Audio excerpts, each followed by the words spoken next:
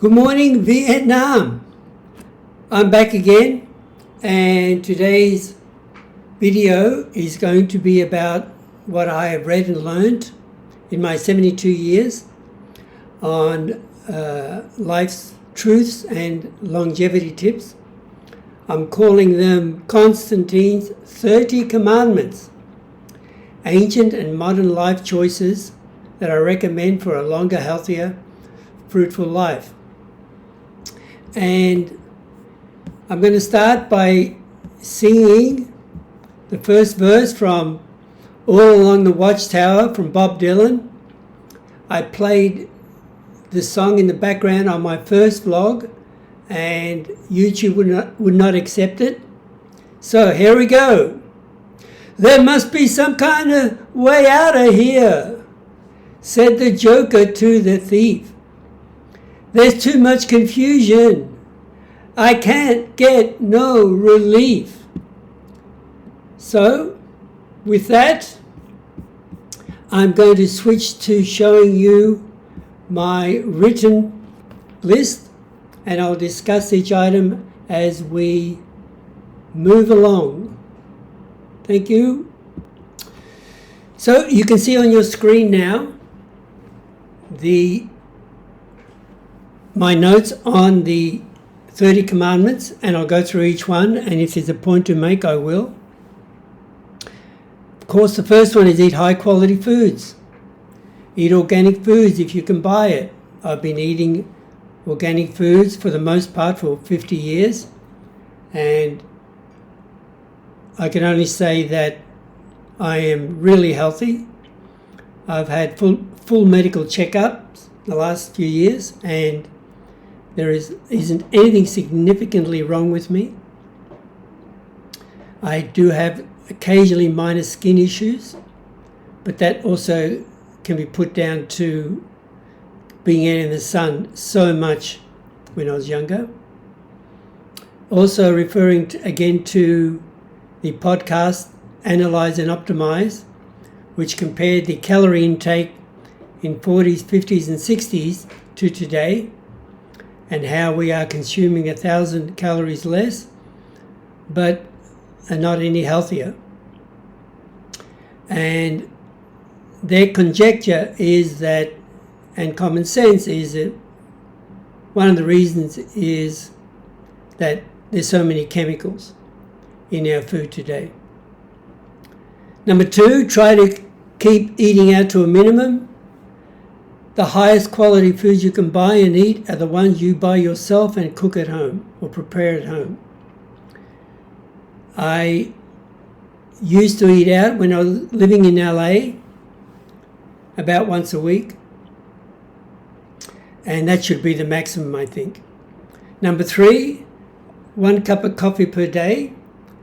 I have found over the years that if I try to have a second cup, I can never finish it. It just doesn't feel right, it doesn't taste right, it's too acidic. Anyway, for your health, 1 cup a day. Next item, alcohol.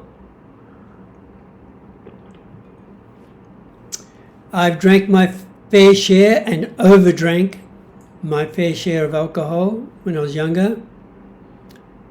In the last 10 years, 20 years, I've drunk less and less and less. I now have about 2 drinks a week, and that's all my body likes. And even if I drink 1 drink the next day, it just doesn't feel right, it doesn't feel the same.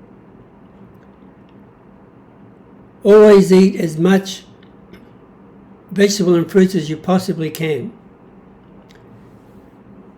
Prepare them, cook them, salads, add more than what you think, and eat them. Of course, the easiest way to eat the most is to eat your vegetables first and your salads first.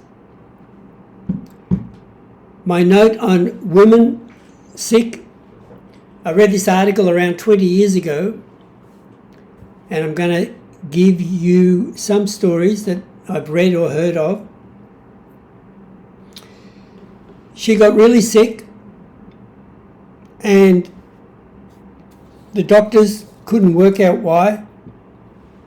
She was going to die, and she finally did her own research using the information, the analyses they'd done on her blood tests and everything else, and she concluded that what her body was lacking, and it appeared to her that if she took that food that had this high vitamin or mineral, I forget, that is a possibility she will get well. And she concluded it was cruciferous vegetables. So she started eating 2, 3, 4 pounds a day, 2 kilos a day, and she got better. Of course, eat less, but obviously I'm referring to junk food, number one, and a high carbohydrate diet. I'm a vegetarian. I do eat a lot of carbohydrates, but I only eat what my body needs. I don't feel really hungry in between meals. I exercise a lot, and I've increased my carbohydrate intake a little bit since I started doing a lot more exercise in the last 6 months. I recommend if you cannot do without meat, I highly recommend that you eat 1 meal a week of meat.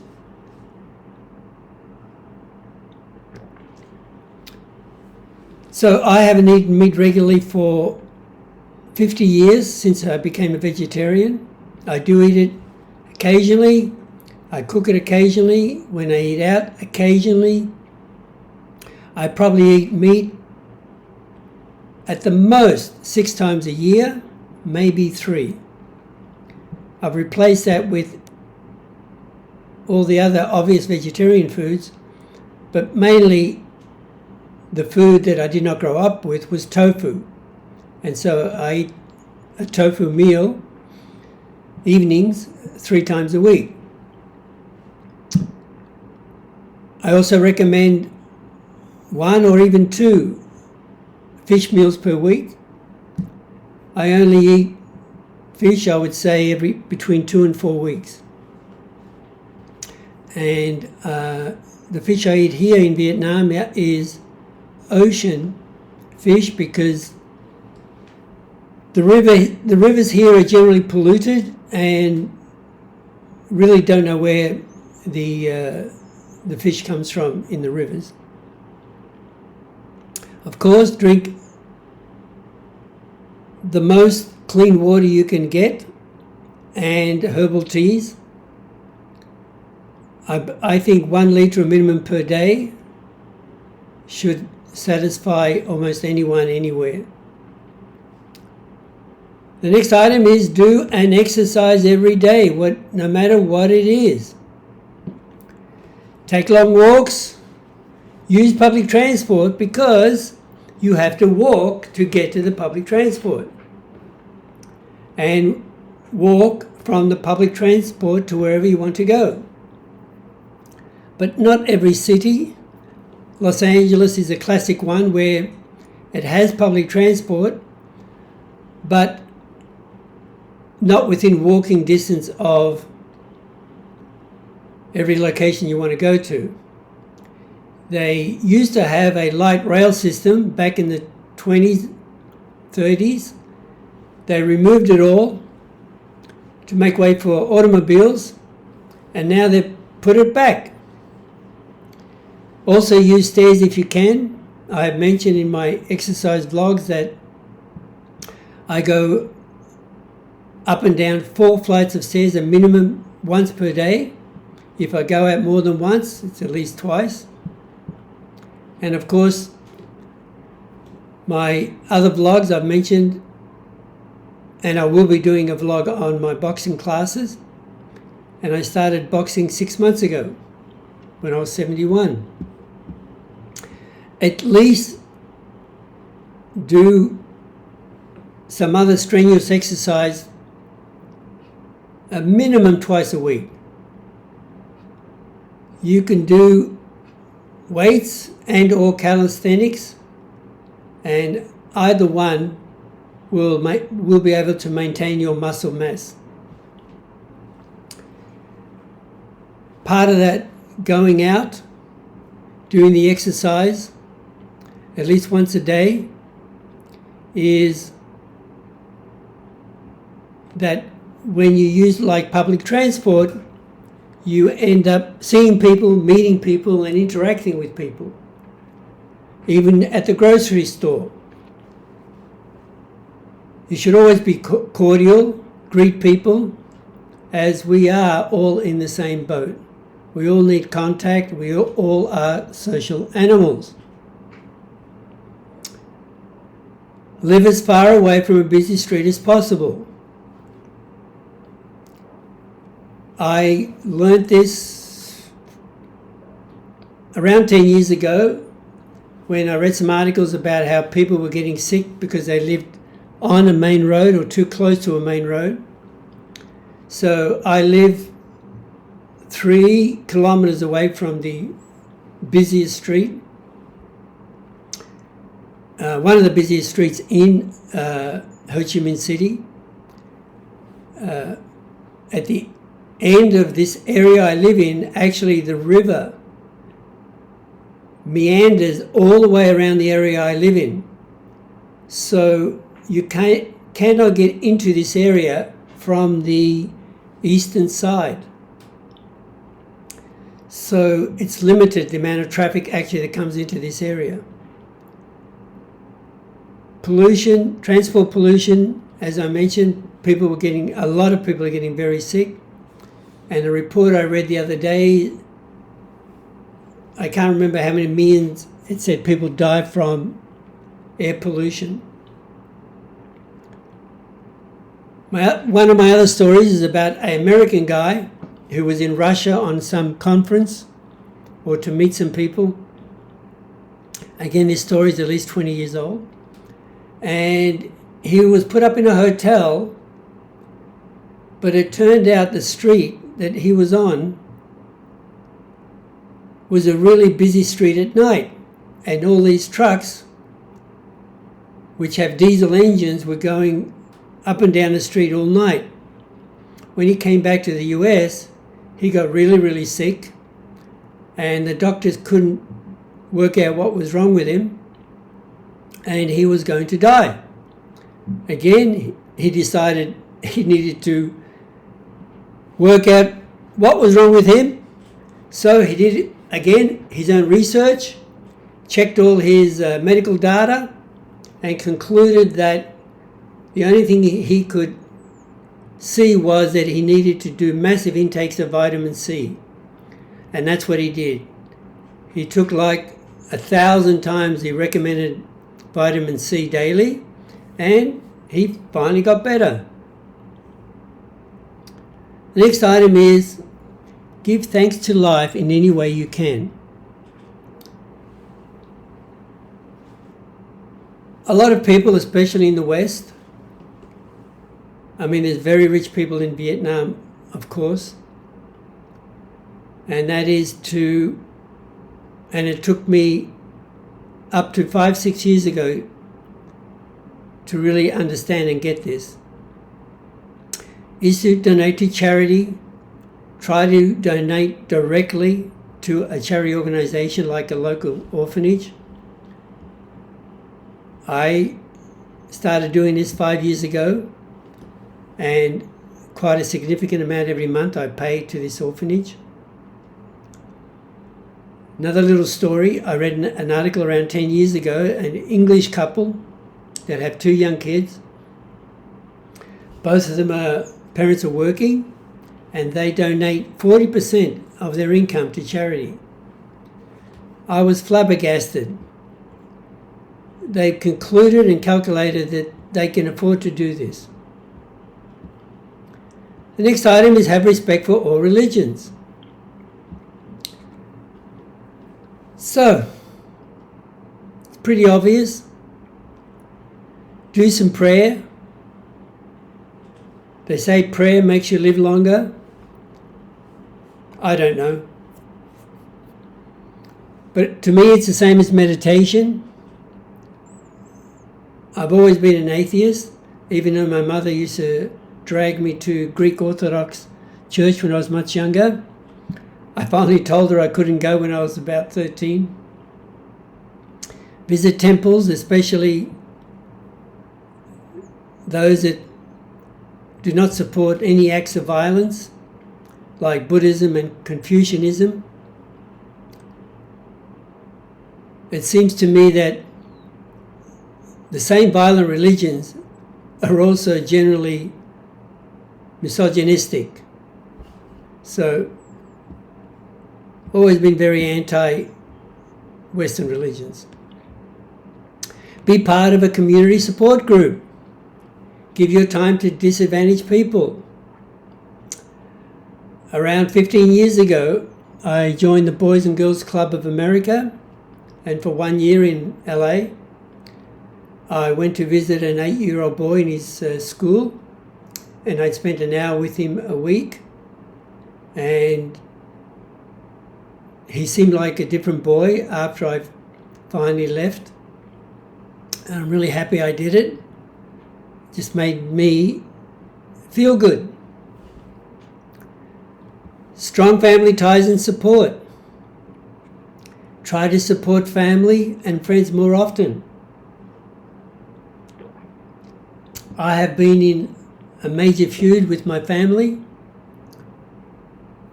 We did mend the fences, but it's never the same. Once you hurt someone so deeply and break their hearts, it's really hard to mend. I mean, relationships are the same, of course. My sister saved me 2 times already, and another time when I didn't have enough money to support myself or couldn't get hold of my investments. My friends helped me out. You are as good and healthy as the people you surround yourself with. If your friends are overweight, you will also become overweight. If your friends smoke, you will eventually smoke. Support yourself with people who can only be good for you. The next item, do not complain about the smaller problems in life. It's a complete waste of time. They don't really affect you. All they do is stress you out. Change things that you have control of. For example, start getting more fit, lose weight, stop using your smartphone as much, watch less TV, try to read more. I don't read as much from books as I used to, but I do read a lot on the internet. Not the same, but at least I keep trying to improve myself in gaining some knowledge about myself, psychological, physical. You can really fix any problem, but you need to work towards it. But like anything else, everything takes time, and sometimes you succeed and you don't succeed. 1 step forward, 2 steps back, or 2 steps forward, 1 step back. You never know, but practice is the key. Do not tell anyone your most personal secrets. Issues about love, marriage plans, money savings, any other plans you have in your life, future plans, business plans. It will come back to bite you. My ex-girlfriend did it to me recently. I won't get in the details, but I gave her some information which I thought was innocuous at the time, but she used it to convince herself to make a decision that has really affected me financially. Always live within your means. Try not to borrow any money for anything if possible. Of course, in today's world, it's almost impossible to do that. But if you don't borrow money, you don't have to pay it back. And in the end, it's the only way to get ahead in investing, saving money, and investing it in something like index funds. Do not buy anything you do not need. God forbid. How many watches can you wear? How many cars can you own? One time I was so silly when I first got to Vietnam. I had 8 motorcycles. Mind you, they were not expensive. The cheaper bikes here are, you can buy a reasonable motorbike here, scooter, for $1,000. Another one of my little stories that I read about over 10 years ago. This Canadian couple, in their mid to late 30s, they retired. They were professionals, highly qualified. They calculated early on, they got married when they were young, and they calculated that if they saved all their money now for 15, 18, 20 years, then they could retire. And if they invested wisely, they could retire permanently. And that's what they did. And one of the things they did not do was buy a home or an apartment. But they rent only, and they spend the rest of their time traveling around the world. And of course, they made the decision not to have kids, which can cost you, and do, an arm and a leg. As you get older, closer and closer to retirement, the really smart thing to do is scale back on your family home. There are many vlogs that talk about the things you should do and not do as you get older and get closer to retirement. So you can check all those yourself. It's pretty obvious. Minimize your expenses. This is your life, not some influencer or life guru. Do not believe any of them 95% of the time. They are geared to only 5% or less of the population.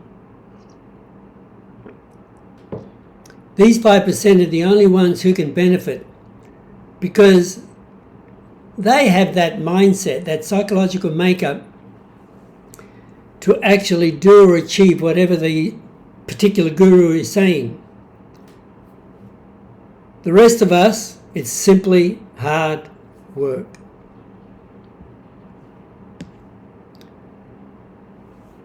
Number 24, this is your job. This is your life. You have to work towards changing anything in your life. Long working hours does not kill you. Hating it does. Hating anything is the thing that eats at you and will give you stress that will eventually kill you. If you're working in an office, stop every hour for 5 minutes. Go outside and if possible, walk around a bit. If you think that's hard, then come and work on a rice field, in a rice field. Go and work on a cattle farm. That'll cure you of your melancholy. Life is all about routines and repetitive behavior. I clean my apartment twice a week. There's no way around it. Saigon, Ho Chi Minh City, is a very dusty city. 10 million people live here. There's always construction going on. So it has to be cleaned. When I was working full time, even though it wasn't for long periods, I did get someone to help me. So, of course, is a routine enjoyable? Yes, some things are. And if you do the things you don't enjoy, then you've got to do it without any malice or anger. As I just said, that is what kills you and gives you diseases, of course. To be truly free is to not live in fear.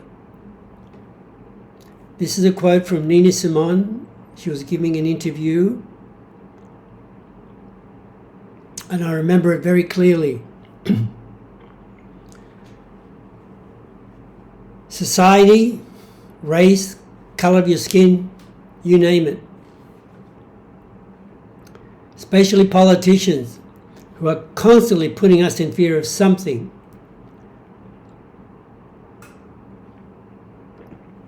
From the 1950s to the 1990s, it was communism. In Australia, where I grew up, in the 1960s and 70s, it was the yellow peril. Hordes of Chinese were coming south to invade Australia. So don't vote the Labour Party, the Left Party. Vote the Right Party. They will protect you. Then in the 2000s, still in Australia, the jerk-off schmernoff John Howard, the Prime Minister for 10 years, every election cycle he would come around and put the fear in Australians about illegal immigrants, especially the boat people that were coming by the thousands to steal your lifestyle, your home, and marry your daughters and sons. Currently in the USA and the UK, it's migrants. Especially in the US, well, both countries. People illegally trying to cross the border, or the government's legally allowing them to come in. Again, to steal your job and your lifestyle. I am an immigrant. USA is full of only immigrants, except for the American Indians. And look what the government has done to them.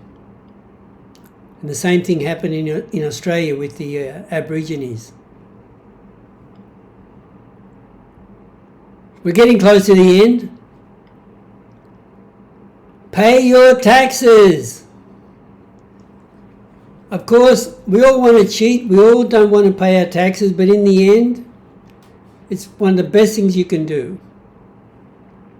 Because of the retirement benefits you get. The more you pay in your taxes, the more retirement benefits you get, because at least 90% of us do not save enough for full retirement, having enough money to live a quality life when we retire. Do not vote for political parties that keep reducing taxes, as this only helps the rich. The happiest people in the Western world are the Scandinavian countries, and they pay more or less the highest income taxes in the world. If you don't pay your income tax, high income tax, then you have to pay for things like childcare yourself. So in the end, you actually pay more. Same with health insurance in the US. It's astronomical. All other Western countries have more or less free medical care. The tax reduction started under the one and only one of the most disgusting men in the world, Ronald Reagan. He's trickle-down economics. It has only helped the rich, then in the 80s and today, or when was it, 5-6 years ago under Donald Trump. It's been proven again and again and again. You only have to look at the salary increases of almost all blue-collar and professional workers, and you compare it to what the rich has, how much the rich have increased their net worth over the last 40 years. 10 times versus 1,000 times. These are my rounding numbers. It could be less, it could be higher, but it's basically a minimum of 100 times difference. Control the stress in your life. Well, that goes without saying, but it's close to the hardest one to do. In Western countries, it is much more difficult than Eastern countries because they have a different view on life.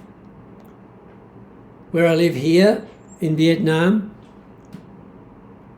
they really don't stress out about too many things.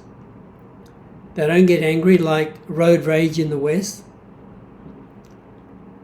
They look at things that should not get you angry, simple things. Like if somebody cuts you off driving, they just say, well, that's life. They accept life for what it is today, what they're doing in life, their work in life. They're just much more accepting of it. Only Loma Linda is considered as one of the blue zones that is the only English speaking in Western countries. And one of the reasons why I think they control their stress so well is because they're strongly religious. They're Seventh-day Adventists. And now find your quiet time to collect your thoughts and to work through your problems.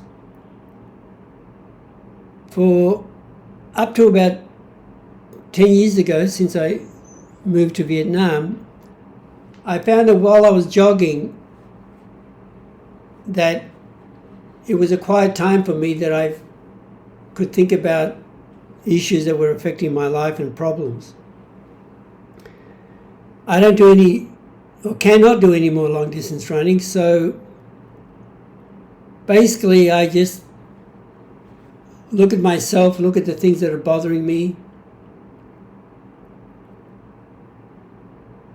just taking off 1 minute of reading on the internet, or just take some time out and looking out the window. Most people need a more structured approach. More and more people are doing yoga. Or simply, as I said, watch the sunset, look at the sky. One of my jokes is, go watch the grass grow. And finally, try to enjoy living in the present. Try to do as often as possible that which makes you feel good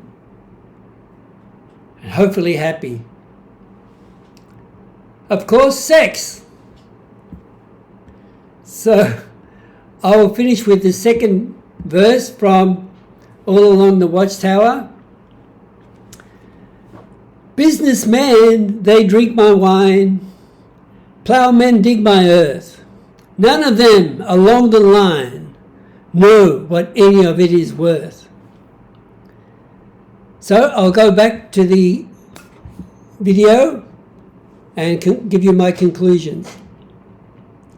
Thanks. Well, I'd just like to conclude the 30 items I mentioned as what I think is the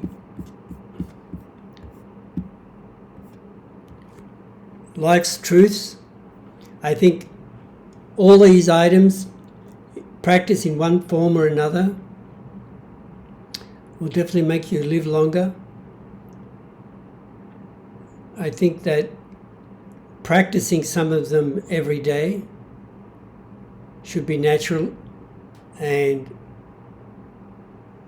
will make you feel good every day also. Most of them are items that I grew up with, that my parents taught me, but taught me through their actions, not by sitting down and telling me what to do. Of course, my father could be a very strong disciplinarian, and he was the ruler of the house, and he controlled it through fear, and it's really affected me emotionally my whole life, and still affects me today, even though my father's been dead for 40 years. I hope this helps you. I know it's helped me from the articles I've read, the books I've read, and the many vlogs. Some great podcasters have put together, especially the ancient quotes, and many of these are from ancient quotes. So I hope you really can benefit from this, and I'll see you in the next one. And I'm going to finish, so you can cut this off now if you like, but I'm going to finish with the last two verses of All Along the Watchtower. No reason to get excited. The thief he kindly spoke. There are many here among us who feel that life is but a joke. But you and I, we've been through that, and this is not our fate. So, let us not talk falsely now. The hour is getting late.